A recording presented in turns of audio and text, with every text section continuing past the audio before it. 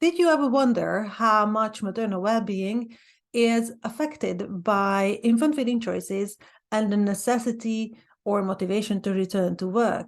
It is clearly something that many mothers experience as a kind of trade-off in favor of one or the other. And it's likely that it has some negative impact on our overall well-being. With that assumption in mind, Dr. Sarah Jewell, professor at the University of Reading in the UK, is currently conducting an extensive study to try to identify what those exact factors are of this internal-external conflict and how they affect our overall well-being. The findings will help policymakers, supporting organizations in the UK and globally to understand where they need to focus their efforts to make infant feeding choices and motivations to work more compatible. If you would like to follow the study, you can sign up for their mailing list or join their Facebook group through the links that are in the description. Also, please don't forget to like and subscribe, hit the bell for notifications, and now enjoy the talk.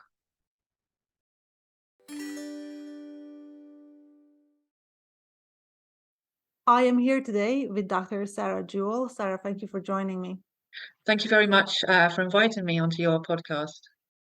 You're currently running a study that aims to capture mothers' experiences with infant feeding in relation to their motivation to return to work. Why did you feel the study was necessary? What compelled you to investigate this particular topic? Okay, thank you for the question. Actually, I think it'd be really good just to start with the background to how this project started. So I went on maternity leave back in 2020. Yes, I gave birth during the lockdown, and this was at a very similar time to a work colleague. So I was the first-time mother.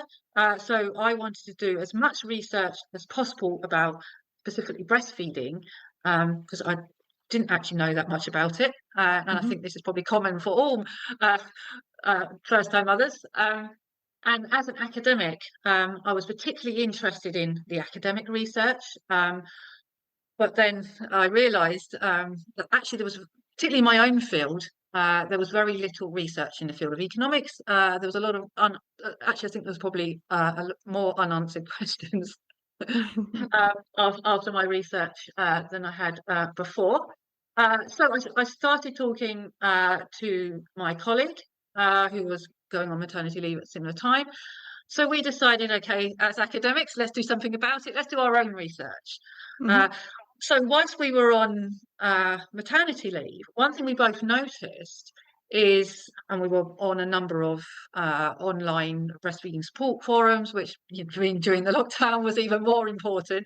But one thing we noticed that one of the most common questions or asked for or requests for advice was specifically relating to breastfeed, continuing to breastfeed when they return to work.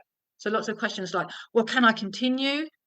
How is it actually going to work? What's the practicalities? How do I actually broach the subject with my employer? And it was clear, at least anecdotally, from these forums, that there was a lot of anxiety around the issue.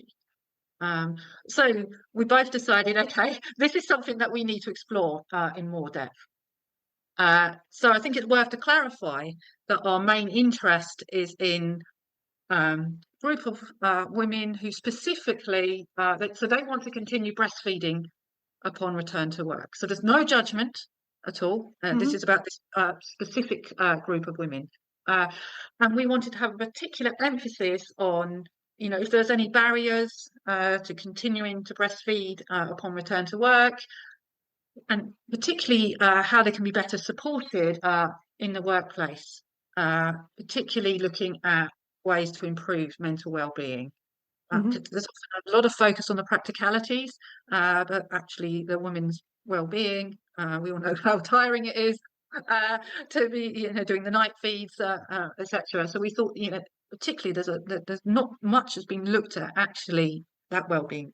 Now, as part of this, why we're interested specifically on those who want to continue breastfeeding, we wanted to capture all experiences. This gives us wider context, but also this might tell us things that we don't know.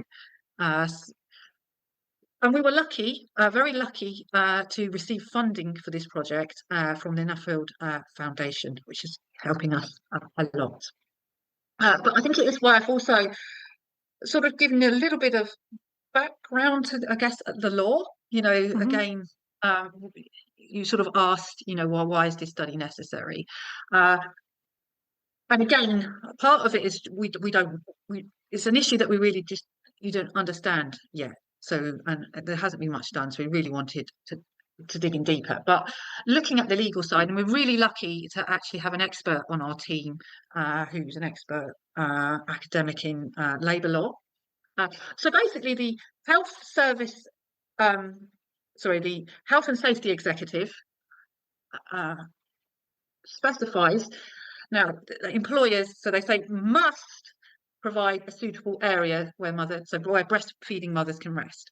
Then the rest of their guidelines then use the word should. Uh-huh. So I think that's a very key distinction here, because I think obviously they're saying there must be an area that mothers can rest, but as soon as you say should, that implies they strongly recommend. Again, I'm not a legal expert, but so That's therefore, definitely a doorway for a cop out. yeah, yeah. So so in there, so therefore they state that the area should include somewhere to lie down, if necessary, be hygienic and private, so breastfeeding mothers can express milk if they wish. They also specify very clearly that the toilets are not a suitable place, Mhm. and they also state that there should be a risk assessment. They also state that there should be somewhere to store milk, such as a fridge. Yeah. And then they mention about a individual risk assessment. So, in most cases, they're unlikely to be risks that are specific to breastfeeding mothers, but there might be, say, if they're working with chemicals, so they specifically specify an individual risk assessment. Mhm. So that's the very guidance. But anecdotally, we sort of, from our own experiences and speaking to women and what we've seen in forums, women are not very well supported. And as mentioned, they don't really know how to broach the subject with their line manager. But also, I think there's just a lack of understanding and knowledge, about actually balancing breastfeeding and working. Uh, Mhm. and just to pick up on this, talk a little bit more about our survey, but so I picked up one statistic from our survey, which I found was quite concerning. So, of mothers who said that they'd expressed at work, 27% said that they had expressed in the toilet. Ooh, So I think that is quite that a, is a very alerting figure. yeah, yeah. And actually, even more, it was only four individuals, but and very few actually said that they actually had their child with them and breastfed in their workplace, but four actually said they breastfed their child in the toilet. Oh my Um, goodness. so that's even more shocking. So I think even just I think this is a topic that really needs to be uh, explored. Yeah, and also shows that it seems like moms are not aware of the legislative position, the rights that they have or what the Yeah, companies have to adhere to.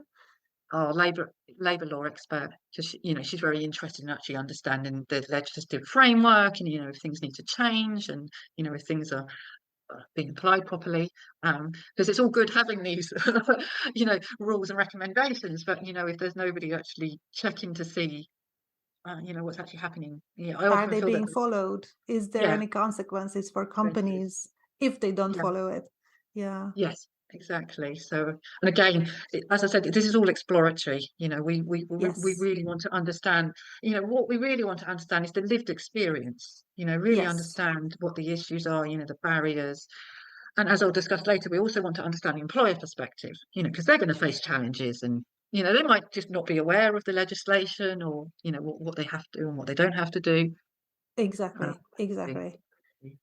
Um, you kind of answered my second question is that there's an underlying assumption that breastfeeding and paid work are often not compatible. So what you just told me kind of clearly shows that there is plenty of cases where that is the case. They are not compatible enough or not yet. yeah. Um, what do you hope to achieve with this study?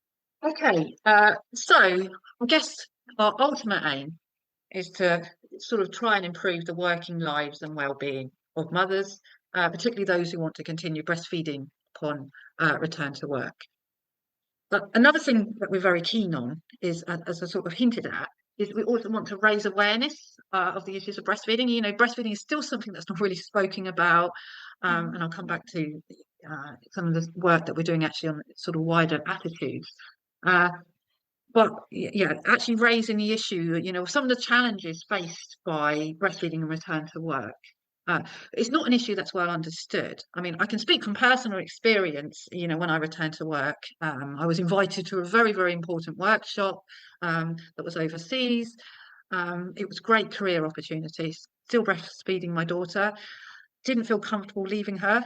Mm-hmm. So I ended up taking my husband and my daughter with me at my own expense, because Yes. so that, you know, I could continue breastfeeding around the workshop.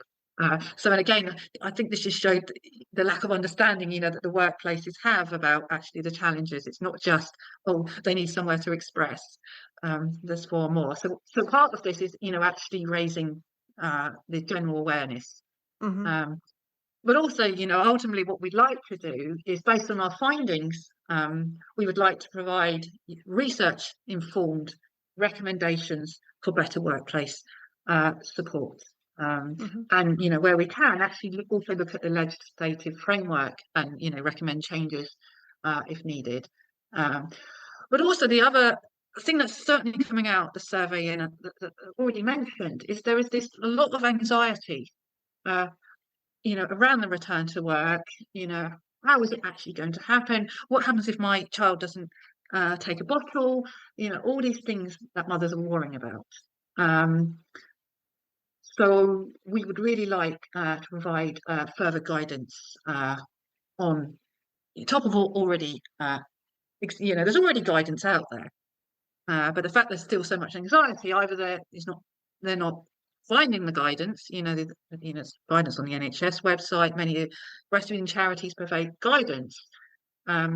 It's maybe they're not seeing the guidance, or it's not sufficient enough. So again, we'd like to, you know, find out a little bit more. You know, Mm-hmm. and you know, specifically do ask in our, and again, I'm going to come back to our survey. You know, questions on, you know, what support would they have liked. Um, to, Yeah. you know, to give an opportunity to see, you know, what's lacking. And actually picking up on that, you know, one question we ask in our survey is whether or not their employer has a formal breastfeeding policy. Mm-hmm. Now, the majority, actually 78% who are either returning to work or had returned to work said that either their employer didn't have one or they didn't know of one if one existed.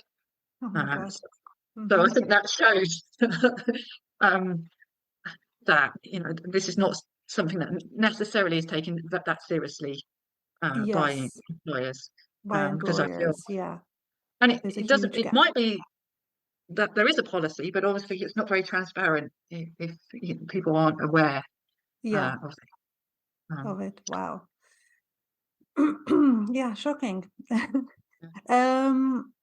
Okay, you mentioned that the decision to return to paid work or to continue breastfeeding deepens the already existing inequalities in breastfeeding rates and employment outcomes, because of course it affects the different society subgroups differently. So I wondered if you could elaborate a little bit on this. Yeah, so there's plenty of empirical evidence that suggest particular groups of women, uh, such as those who are more highly educated, those from higher socioeconomic backgrounds, and older women are more likely to breastfeed. So more generally, we think it's important to consider if there are differences by different societal subgroups. Uh, so we think it's important to consider. Sorry, just that. Um, and also, there's going to be differences by income. Uh, Mhm. what, I guess what we were concerned about when we were sort of conceptualizing the project is it might be that those women who are more likely to breastfeed are the ones who are in maybe occupations, or they have more income, for example, that enables you know, breastfeeding to be more easily accommodated in the workplace, or they can remain off work for longer. Yeah. Because I guess one of the and again, this one size doesn't fit all. It's going to vary according to how old the child is when you return back to work, and exactly the point that returns to work might be a choice, but also might be dictated to from a financial point of view, or maybe from a career point of view. So we felt that it was really, really important to consider. So there's already inequalities, whether or not return to work widened any of these. If we're picking up occupations, there might be certain occupations where you're able to work from home, or you can take breaks when you need. That enables you. Yes. And when we're talking about expressing at work, it's not necessarily we also ask the distinction between expressing, for your child, also just for comfort. So obviously, being able to go for a paid break. Oh, what actually, that's one thing that we ask about. Whether or not there are paid breaks for expressing or nipping off to break. Some people have a luxury of having a nursery, where they work, and so they can actually go Yes. and breastfeed their child. Pop out. And again, some of these, what I call these luxuries, might be more likely in sort of, I guess, more professional, higher paid occupations. Yes. For those women who might be, in a customer facing role, or in a manual role, where it's not quite so easy to just nip out, might be at a disadvantage. So I guess what we wanted to do is we wanted to ensure that we're sort of capturing all experiences, and consider, if there's any additional inequalities. Yeah, especially that like the need is the same, that we need to regularly express milk, say if you would like Yeah. to maintain the milk supply, but the circumstances require different way to accommodate those needs. As you say, Yes. like a teacher would have to coordinate it way differently than somebody Yes. working at home, for example. Yeah, or somebody, a line worker, a bus driver. These are Yes. very different Exactly. requirements towards the employer to accommodate the same need. Exactly. And that's also why we're keen on looking at the employer side, because we Yeah, can't pretend to understand all of the challenges from that side of.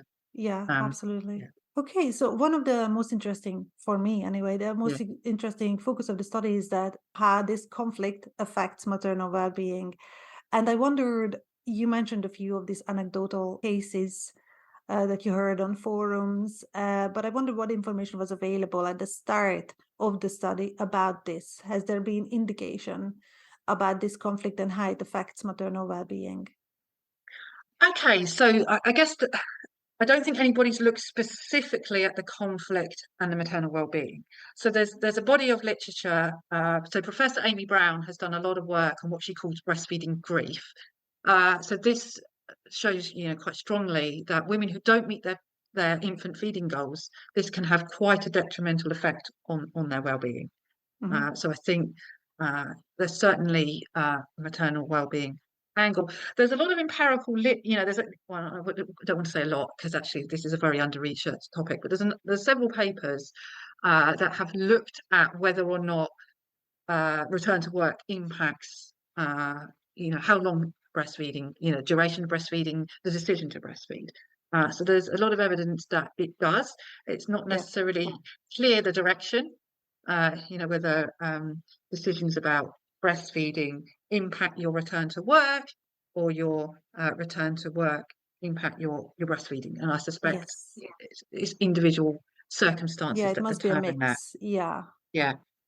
But basically, as an economist, we think in terms of resources and trade-offs. So I guess the fundamental thing is that work and breastfeeding express both take time.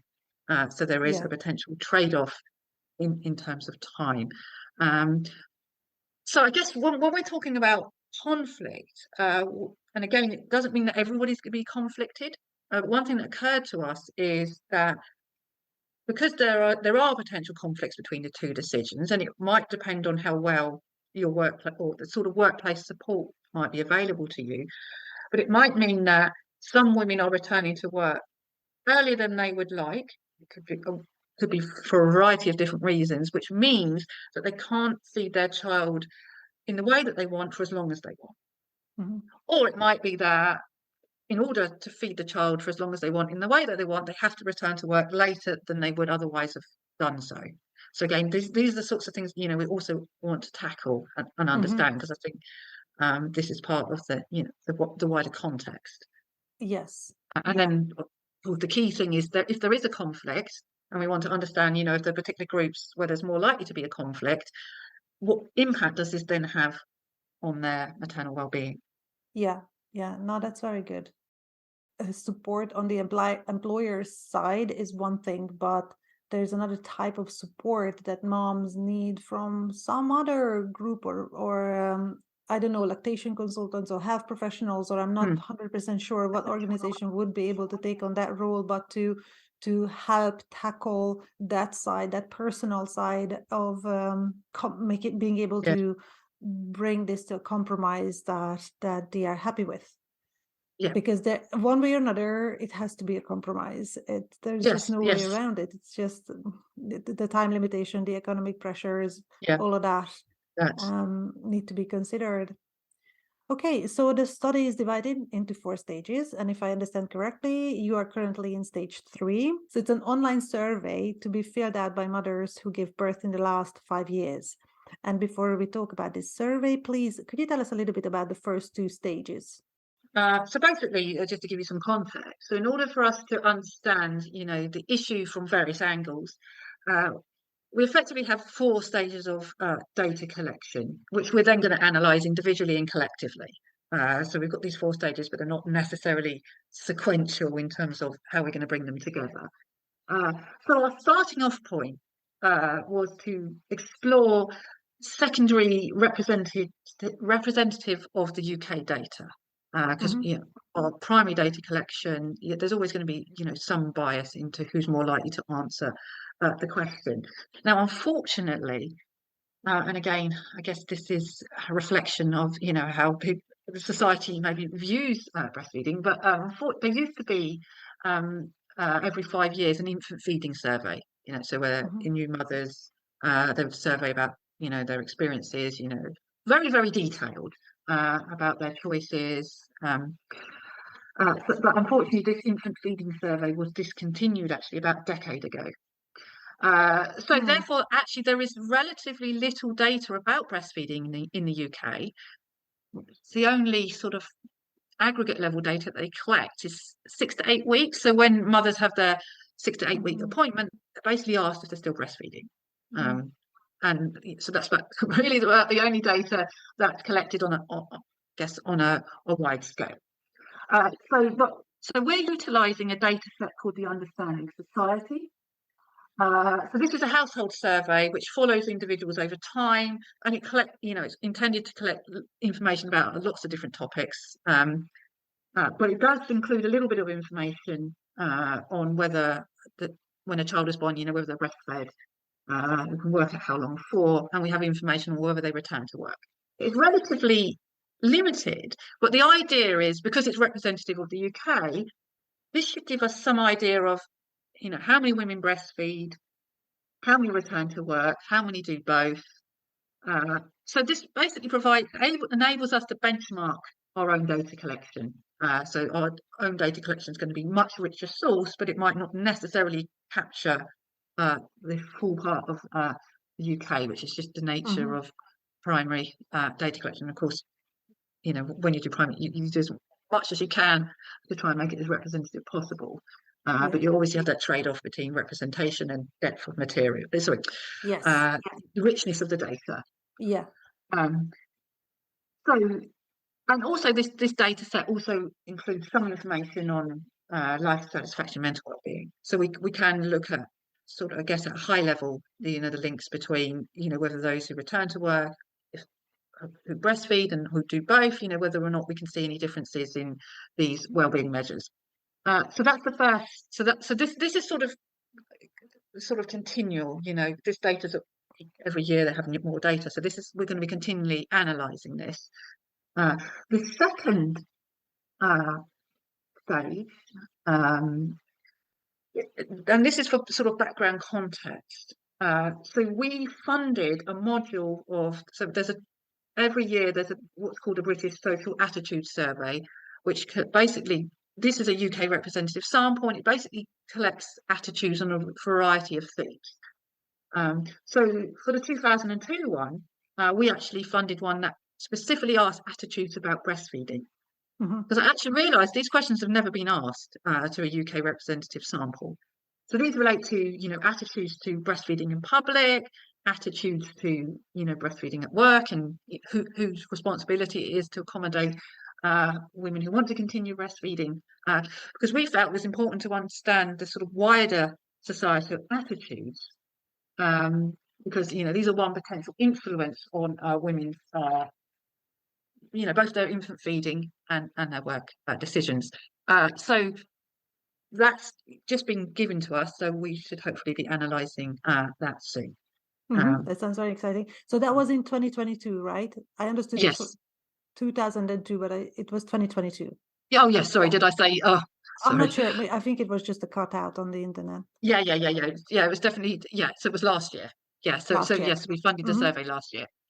Yeah. Cool. So it was the thing. So we would have collected attitudes. The field work was done around June, July, August of last year. Yeah, And so quite recent attitudes. Quite recent. That's very interesting. Yeah. That's already very exciting to know that there will Yeah. be data coming out on that. How many mothers answered that one? How many moms? So the that was British Social Attitude Survey is it's the representative of the UK. So these are general attitudes. So got it. Yeah. So this will be representative of everyone. So some mothers would have been. So obviously we asked, if they had children, if they'd been breastfed when they were younger, as part of this. But yeah, the idea was to get the general attitudes. The general public. Yeah, we did consider asking attitudes to mothers in our mother survey, but we felt we were asking too much, and some of these questions are quite sensitive. But this is something we're going to follow. We're very interested in following up. How the general societal attitudes match to, attitudes of mothers. And again, we will break down by different social, societal subgroups. Yes. But this is something we're leaving this for another project, because we're already doing quite a lot in this project. Yeah, exactly. You have to kind of keep the focus on a certain area. Okay, so the stage 3 survey is currently the ongoing part of the study, and it's an online data collection to capture breastfeeding attitudes in connection with the return to paid work motivation. Could you give us a few examples of what type of questions do you ask from the mothers? Yeah, so yes, we launched this survey back in November, so this is coming to an end. So as you mentioned, this was a survey of mothers in the last 5 years. The reason why we captured the last 5 years is we wanted to capture experiences before and after the pandemic, because the pandemic sort of sped up. I think this was always going to be in the pipeline, but the sort of working from home. But again, that could have widened some inequalities, because those who can and can't work from home are going to have very different experiences. So therefore, we wanted to make sure we were capturing those who had returned to work before and after. So in terms of the sort of questions we asked, and again, it was very, very detailed, so it was very, very comprehensive. So basically, first of all, we started off.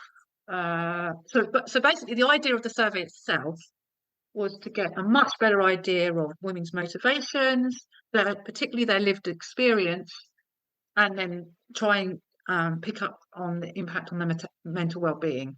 So sort of aspects, that we're not able to do in the big data sets. So basically had a mixture of sort of closed questions and then free text questions, so that women could expand on how they were feeling, expand on their experience, and tell us anything else that they wanted to share. So it was sort of divided into different parts. So first of all, we started off by looking at the infant feeding decision and the reasons, a little bit about the birth characteristics, because these can impact your infant feeding decisions. And then we moved on specifically to the return to work. Now, some women wouldn't have returned to work yet; they might be on maternity leave, so the questions will be different according to whether you're intending to return to work versus you had returned to work. And if you weren't intending or hadn't returned to work, then we asked, why they hadn't returned to work or why they weren't working. Because again, we basically opened it up to everybody that had given birth in the UK since 2017 to ensure that, as I said, our focus is on this group of women who want to continue to breastfeed, but we felt we wanted to, understand all experiences for the wider context. Yeah. And we don't know what we're going to find as well, so we don't, You we don't want want to to give us. exclude it in advance. Yes, exactly, exactly. Uh, so therefore we were picking up, we had specific questions, on their motivations for return to work. If they, we specifically asked if they felt any conflict, and then we really, really did dig into the experience of return to work. Asked a little bit about their employer. What facilities were available. What the policies were like. Was there anything they would have liked? Additional support. Those sorts of questions. We sort of asked, whether they'd expressed breastfed their child and how they found it. And I've already sort of introduced, some of the questions, as I've been talking. Mm-hmm. For those who didn't continue breastfeeding when they returned to work, we checked if they would have liked to, and hence if there was any barriers, because it might be that, because one thing we're conscious of is, there might be a group of women who aren't continuing to, but they would have liked to have done so. So we want to understand, again, these barriers. And then we collected, basic information on demographics. So we can start thinking about, if there's differences across different societal subgroups. Yeah. So the survey was completely anonymous. So there was freedom to talk about, whatever they wanted to talk about. And of course it received, ethical approval. Yeah. Yeah. The whole project had. Yeah. So does that answer your question about? Yeah, and I was curious what sort of measures were you able to formulate as a question in regards to the well-being? That's How. that was the really, really tricky part, because you're asking them to almost think back retrospectively. Mm-hmm. So we sort of tried to pick that. We explicitly asked, in the few months after that they'd given birth, standard measures of relating to life satisfaction, different satisfactions with different components of their life, relationships, satisfaction with how they fed their child, income, leisure, to try and get a broader sense. We specifically asked if they'd had been diagnosed with, postnatal depression, postnatal anxiety, or just in general depression, anxiety, and then we left. So what we did, and again, these are sort of standardized measures that not necessarily fully capture how someone's feeling. So we regularly had free text boxes, just specifically asking, how did this make you feel? And then we had, other boxes that enabled them to expand on, if this had any impact on their mental health, or if the mental health had any impact on their decisions. So it's a sort of a mix, but that was a really, really tough thing to capture in a survey. Yeah, And I guess I that's the would imagine. distinction. That's the distinction with the bigger data set, the Understanding Society, because they actually regularly ask these questions. So you can actually see, how somebody is, or what levels they're reporting, before they gave birth, and then you can see if they've changed, when after birth, when they return to work. So we don't have that luxury in the survey, but of course we have the richer data. But nonetheless, I think we're getting a lot of information, but I would say it's more, we're going to pick up more qualitative aspects than necessarily a nice figure that says this percent of women were satisfied or not satisfied. But I guess when we start analysing, we'll get a sense of how much we can draw out on these. But I think that's the limitation of the well-being, when you've got to ask it retrospectively. I mean, in an ideal world, what you'd like to be able to follow women from when they get pregnant to, when they return to work and regularly ask them these things, but that's obviously Yeah, yeah, difficult. exactly. And there are so many aspects, other aspects that influence the Yes, well-being, the state of yes, well-being as well. It's that sometimes hard to kind of link it to one particular circumstance, like changing exactly. work or going back to work. The Um, okay, what are the future steps in the study? Yeah, so at the moment we're focusing on the data collection. So following on from the survey, we're going to do some more in-depth interviews uh, with mothers, and then we'll also do some focus groups. So the idea is to sort of try and dig deeper into some of the themes that are coming out of the survey, and then in the focus groups, we'll probably dig out some of the themes that come out from the interviews. So it's a sort of sequential process that is allowing us to get further and further under, I guess, what's going on, to dig deeper and deeper. Um, and then we want to move to the employer perspective. This, I think, is going to be a lot harder. Hmm. I don't think many women, there's a lot of women who didn't need much persuading to fill out our survey. Hmm. They wanted to share their experience, and think from the employer perspective, this one is going to be a bit harder. I think it's notoriously difficult as a researcher to focus on employers. Um, but we're going to try. So firstly, one thing that we had a launch workshop, and one thing that came out of that is everybody said it's pot luck to who your line manager is.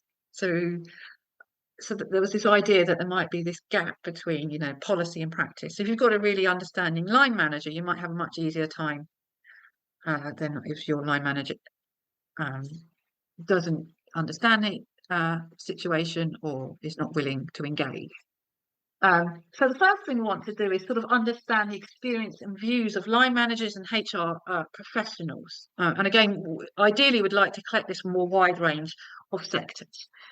So we're going to design a survey to look at this side. How successful it's going to be in terms of, how many responses we get, we'll have to see. As I said, I feel like on the mother side, it's Hmm. far easier because in some ways they're more invested in the results. Yeah. But following on for this, we would like to then do some specific employer case studies, and again, ideally from a couple of different sectors. Firstly, what we hope to do is just put out a call for good practices, where so people can just submit, what their workplace policy is, breastfeeding policies, just so we get a sense of what existing policies look like. Yeah. And what we'd love to do, and again, this is all about getting employers on board. So this is what we're working on at the moment, to try and engage Hmm. employers, make them understand, the value of what we're doing, and whether they'd like to help us and be involved. Hmm. Um, is because we've got this potential disconnect between the policy and the practice. The idea would go into a firm, understand their policies, and then survey both the line managers and the employees, and then so basically get the two viewpoints, within the same firm, so you can actually see if there's this Hmm. disconnect between policy and practice, because they're all In in the same practice. policy environment. Whereas, of course, if you're looking at employers and Yeah. mothers in isolation, you don't know, how they match.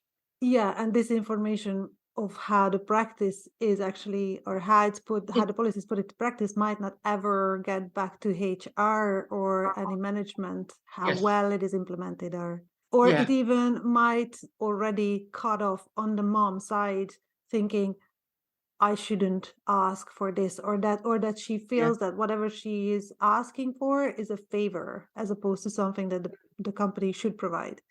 yeah, And then when you put yourself into a position that my colleagues and my line workers have to do favors for me, then how am I going to be perceived as an employee? How does that limit my chances for any promotion yeah, or any of that? So these things might already kind of be cut off at the mom's level. yes, yeah. Yeah. No, I think you've hit the nail on Um, the head there.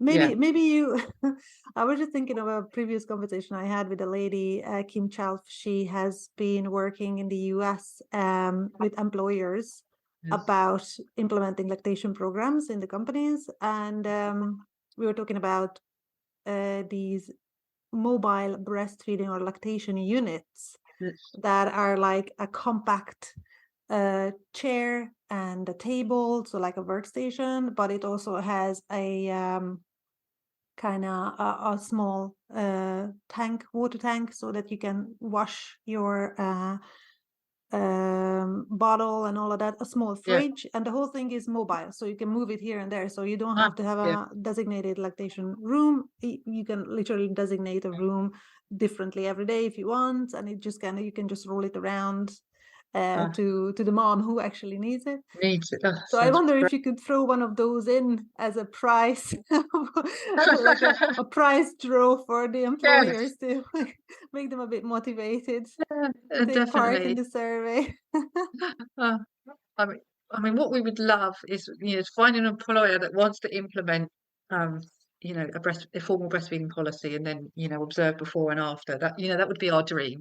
But Yeah. realistically, It's uh, going to be a challenge. Yeah, I can see yeah, why that's going to be a real challenge to yeah, find any companies yeah, who has it, and then a company who wants to talk about it, yeah, and then yeah, share with you yeah. how big the gap is between theory and practice. So This, yeah, yeah, definitely that's going to be challenging. challenging.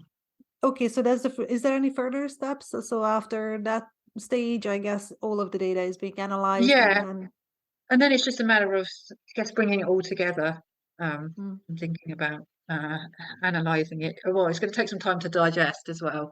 yeah. And Yeah, then, the yeah, study runs until 2025, and yes, then you will have, when do you think the first results or findings will be available? yeah. So the reason why it runs to 2025 is we wanted to give ourselves plenty of time to analyse the data. But actually, we're hoping to actually start analysing the attitude survey that I talked about, and our mother survey in the spring. So Hmm. basically, when we finish teaching, um, so we do have a wonderful postdoc working on the project as well. But again, we know that time is a resource, so she can't do everything. Um, Hmm. so I would say we will hope to have some preliminary results that we can share, in the summer. So this summer, in 2023. Lovely. Uh, so uh, so I mean, we obviously want to engage, as widely as we can with, what I guess what you would call the different stakeholders. So we're really keen to engage with, obviously mothers, employers, those, supporting breastfeeding, such as you mentioned, lactation consultants, and charities, and of course, we were interested in trying to influence academics and say, hey, you need to start thinking more about breastfeeding as an issue that you should consider, when we think about labour market, or women's Hmm. choices. Uh, so, and of course, we recognise that we've got all these different audiences. So, so therefore, we're planning to disseminate, across a wide range of different platforms. So we have a website that we're, going to provide updates on. We've got a Facebook page. We will put updates on our Twitter page, and we also have a mailing list, which individuals can sign up to from our website. Hmm. And then, we try and put, I imagine, as more results are coming out, we'll provide more interesting and frequent emails. So there's a number of ways to keep updated. And then, I mean, ultimately, we want to create a number of different outputs. We want employer guidance, guidance for mothers. I mean, that's our ultimate aim, as I mentioned. To Hmm. try. Well, I mean, what we really want to make things easier for, mothers who want to continue to breastfeed, and also, improve workplace policy. That's our ultimate aim. Hmm. Hmm. So I Yeah. suppose output or findings will find legislative policymakers as well. Yes, yes, yes. Yeah, that's another Hmm. audience. Yes, so we're Yeah. working at, trying to raise our profile, so that, hey, we're doing some research. But I think the problem is, until you start actually having the results, at that Yeah. point, and again, Obviously, yeah. When the results are yes, there, that's when people can pay attention or will pay yes, attention, yes, because but yes, I assume you will get some shocking results. yeah, I well, assume there will be some. but yes, no, we certainly want to make sure that we go and look at the policymakers and the influencers. Yeah, Yeah. I mean, as part of the project, we have a whole communication plan. All these different Uh-huh. audiences and how we're going to target everybody. Very So good. yeah, it's all in the thought process. I guess it's going to evolve, as we, our findings, when our findings come out, then we'll have a better understanding of what we want to say, who we want Yeah, to say it and to, I guess. and what Yeah, areas really need addressing, and dressing. who are Yes, the exactly, owners of those areas, sort of, so to say. exactly. Yeah, Yeah. well, that's a fantastic. That's such an important work that you're Like, doing, Sarah. So no, I wish you all the very best with it, yes, and thank you so much for your time. yes, and thank you very much for having me.